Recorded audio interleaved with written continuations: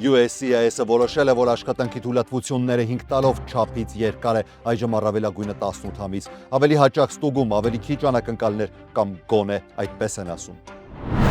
Վեսթվուդում գողը փախել է հարսանեկան ոսկեղենով, մանկական տեսախցիկը օրվա միակ վկան։ Լոս Անջելեսում դեռահասի մահը ցավալի հիշեցում է, որ ապօրինի հրավառությունները տոնական օրացույցի համար չեն։ 357 Magnum Cash Game անվանումը պարզվեց խաղ չէ։ Գրանադա Հիլզի ավագ դպրոցում իրական հրդեհային տարհանումն անցավ վարժանքի ճշգրիտ ժամանակացույցով, բարեբախտաբար ոչ ոք չէր տուժել։ Լեյք Բալբոայում ընտանեկան ողբերգությունը կրկին հուշեց, որ հոգեկան առողջության անտեսված խնդիրները երբեմն ավելի վտանգավոր են, քան ցանկացած քրեական անցյալ։ FBI-ը ձերբակալեց խողովակաձև ռումբերի գործով կասկածյալին գրեթե 5 տարի անց, գործը, որը տարիներ շարունակ լճացած էր, այժմ մտնում է ակտիվ փուլ։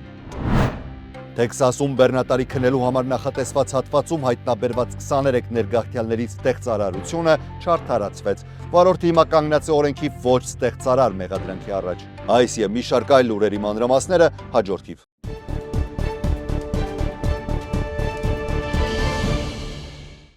Ողջույն բոլորին, US Armedia YouTube-յան ալիքում ԱՄՆ գլխավոր լուրերն են։ Ես Հարություն Մինասյանն եմ եւ թեև 3 օր է անցել մեր դեկտեմբերյան մարաթոնից, բայց արդեն շատերը միացել են մեզ։ Շնորհակալ եմ, որ շարունակում եք բաժանորդագրվել ալիքին, հնարավորություն տալով ավելի զարգանալ։ Բոլոր նրանք, ովքեր չգիտեն, ինչ մարաթոնի մասին է խոսքը։ Մինչև 2026 թվականը ցանկալի է հասնել 26000 բաժանորդի։ Հետևաբար յուրաքանչյուր մեր հայրենակից նախատոնական մեծ նվեր կարող է մեզ մատուցել բաժանորդագրվելով ալիքին։ Սկսենք արդեն լուրերը ու առաջինը ավելի ճիշտ սկսենք ամենակարևոր թեմայից։ ԱՄՆ քաղաքացիության եւ ներգաղթի ծառայությունը USCIS-ը թարմացրել է իր քաղաքական ձեռնարկը կրճատելով աշխատանքի թույլատվությունների առավելագույն գործողության ժամկետը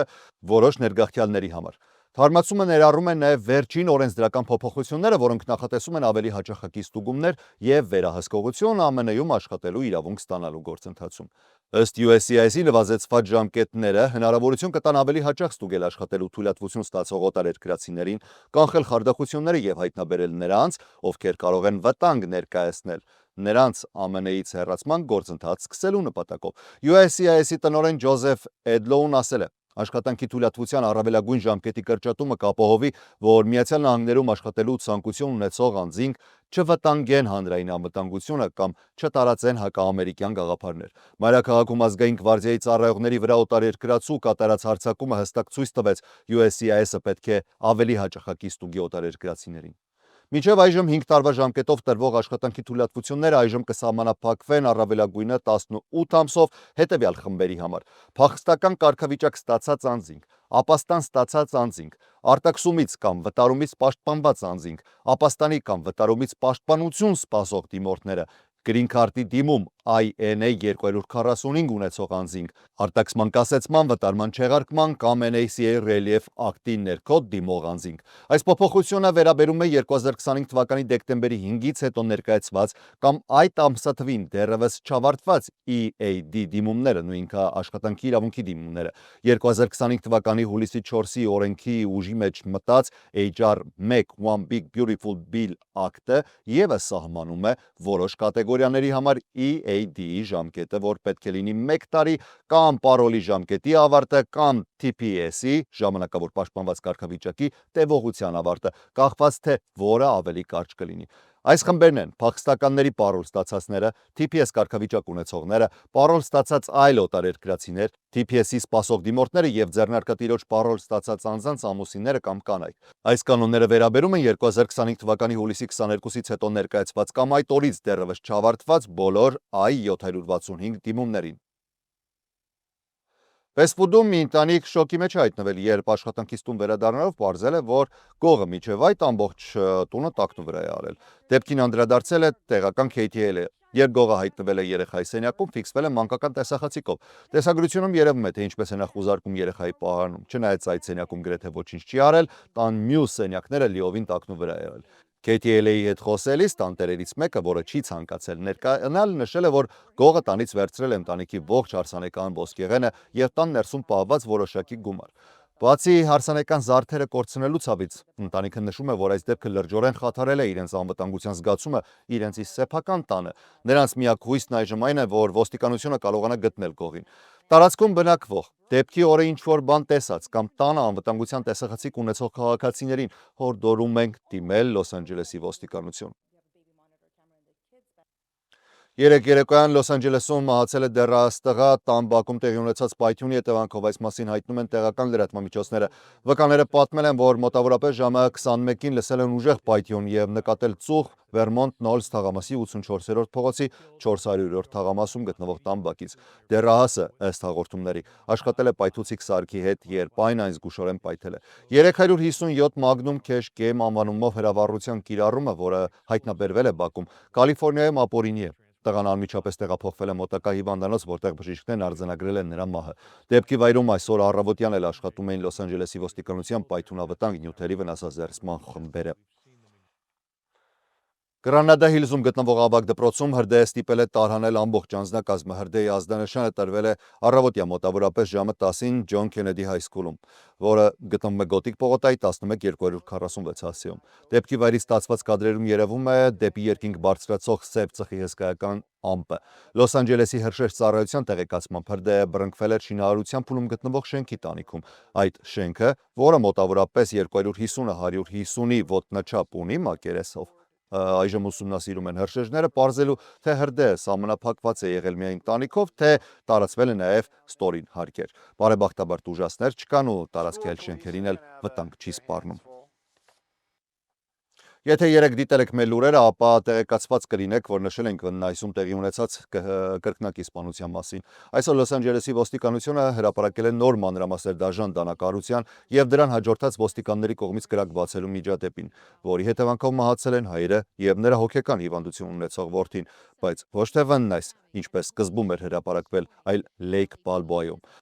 Կասկածյալը 30-ամյա Ջոշուա Բոնիլան, որը նախկինում բռնություն էր գործադրել ընտանիքի անդամների նկատմամբ, 3 ոստիկանների ներկայությամբ մահացու դանակահարել է իր հորը 62-ամյա Էլիաս Բոնիլային։ Տեղ հասնելուն պես ոստիկանները հանդիպել են կասկածյալի եղբորը, որը հայտնել է, որ տուն է եկել մոր ահազանգից հետո վախենալով հոր անվտանգության համար, նշված է Լոս Անջելեսի ոստիկանության հաղորդագրությունում։ Նա հայտնել է նաև, որ կասկածյալը տարիներ շարունակ բռնի պահվածք է ցուցաբերել ծնողների նկատմամբ, ներառյալ 8 տարի առաջ հորը դանակահարել է եւ մոր վրա հարձակվել է։ Այդ միջադեպերի արդյունքում կասկածյալը երկար տարիներ գտնվել է հոգեբուժական հաստատությունում։ Ոստիկանները խնդրել են լրացուցիչ ուժեր եւ լսելով տան ներսում պայքարի ձայները ստիպած մտել են տուն։ Ներսում նրանք հայտնաբերել են կասկածյալին հորն ընջարանում, նրա վրա պառկած ձեռքին էլ դանականման առարկա, դարձյալ ասվում է հաղորդագրությունում։ Տղամարդը անտեսել է ոստիկանների հրահանգները եւ շարունակել է դանակահարել հորը, ինչից հետո ոստիկանները կրակ են բացել։ Դեպքի վայր ժամանած բժիշկները հայտարարել են, որ եւ հայրը եւ որդին մահացած են։ Ոստիկանները հայտնաբերել են եւ հապացույցի կարգով արգրավել են մկրատ ու խոհանոցային դանակ։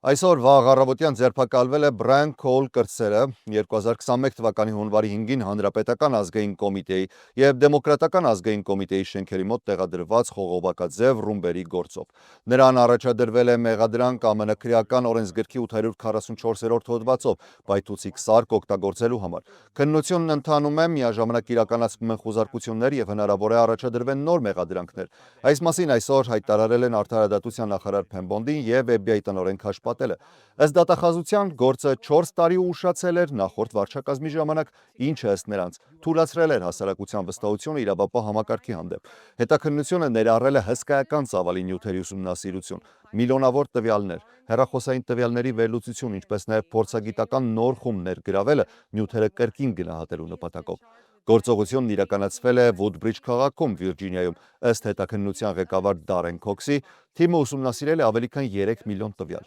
100 հազարավոր տեսագրություններ, հարյուրավոր ցուցմունքներ, մինչև որ, ըստ իրենց գնահատման, եկել են նույնականացման հնարավորություն տվող քննիչ եզրակացության։ Այդ ռումբերը գտնվել էին ընդամենը մի քանի մետր հեռավորության վրա այն երթուղուց, որով այդ օրը անցել էին փոխնախագահ Քամալա Հարիսը եւ Նենսի Փելոսին, ուղևորվելով եւ վերադառնալով Դեմոկրատական կոմիտեի շտաբից։ FBI-ը հրապարակել է տեսանյութ, որտեղ երևում է, թե ինչպես են գործակալները մտնում Քոուլի տունը Վուդբրիջում։ Մի հարևան պատմել է, որ 30-ամյա Քոուլը սոցիալապես մեկուսացված էր, խուսափում էր շփումներից եւ մեծ սիրով խնամում էր իր չիհուահուա շանը։ Հունվարի 5-ի երեկոյան տեսախցիկները ֆիքսել էին մի անձի, որն ինքնաշեն գործունակ ռումբեր էր տեղադրում երկու կուսակցությունների շենքերի մոտ։ Կադրերում նա կրում էր մոխրագույն հուդի, ձեռնոցներ, դիմակ, ակնոց եւ Nike Air Max Speed Turf մարզակոշիկներ, ուսին էլ կախված էր ոչ մեծ ուսապարկ։ Ռումբերը հայտնաբերվել էին մոտ 17 ժամ անց, այն պահին, երբ կոնգրեսը արդեն պատրաստվում էր վավերացնել 2020 թվականի ընտրությունների արդյունքները։ Այդ նիստը նաև հետաձգվեց մի քանի ժամով, երբ ամբոխը ներխուժեց Կապիտոլիում։ Հետագայում անկախ հետազոտողները խստորեն քննադատեցին FBI-ին, նշելով, որ հետաքննության մեջ քիչ առաջընթաց է գրանցված եւ դաշնային մարմինները հրաժարվել էին իրական տեղեկատվություն տրամադրել կոնգրեսին։ Հանրապետական օրենսդիրներ Բերի Լաուդերմիլքը եւ Թոմաս Մասին հունվարին հրապարակած զեկույցում նշում էին, որ 2021-ի փետրվարի վերջին FBI-ը նույնիսկ նվազեցրել էր իր ռեսուրսները ռումբերի գործով։ Այս անորոշությունը իհարկե բերել էր նաև դավադրական տեսություններ, հատկապես պահպանողական շրջանակներում, որ ռումբերը տեղադրել է ձախակողմյան ծայրահեղական, որպեսզի անհարմար դրության մեջ դնի Բայդենի վարչակազմին։ FBI փոխտնօրեն Դեն Բոնջինոն դեռևս տարիներ առաջ իր փոդքասթում նման ենթադրություններ էր առաջ տարել, ասելով, որ դա ներքին գործ էր։ Նախաքննական մասամբ հանրայնացված փաստաթղթերը ցույց են տալիս, որ քննիչները Քոուլին գտել են մի շարք փոխկապակցված ապացույցների միջոցով։ Տեքսասի հանրային անվտանգության դեպարտամենտը հայտնում է, որ Լա Սալի շրջանում իրականացված ճանապարհային ստուգման ընթացքում հայտնաբերվել է 23 ապօրինի ներգաղթյալ, որոնք թաքնված էին բեռնատարի քնելու համար նախատեսված հատվածում։ Դեպքը գրանցվել է նոյեմբերի 28-ին ժամը 17-ի սահմաններում, երբ DPS-ի աշխատակիցները կանգնեցրել են սպիտակ բեռնատարը մայրուղու բարելաված հատվածում մեքենան վարելու խախտման համար։ Ստուգման ընթացքում պարզվել է, որ վարորդը 24-ամյա Ջոն Դեյվիդ Ամայան Լարեդոից բեռնատար էր վարում առանց կոմերցիոն վարորդական իրավունքի։